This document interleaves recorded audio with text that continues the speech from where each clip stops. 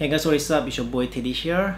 So on July 6, 2019, we just lost a huge Disney star, Cameron BOYCE, at the age of 20.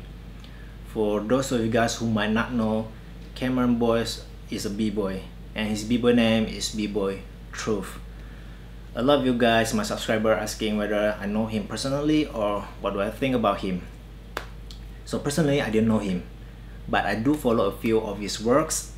So the first time I saw him is on Strive TV video when he's battling with his crew. He's battling with the legendary B-Boy Camel and also B-Boy Casper. And at that time, he's just a little kid, He came out with swag, great top rope, doing his thing, killing it.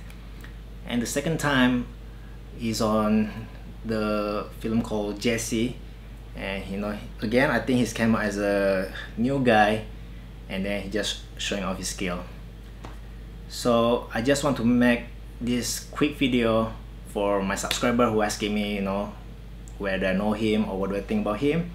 And also I just want to say thank you for Cameron BOYCE for what he has done to the world, because I heard that he is a philanthropist.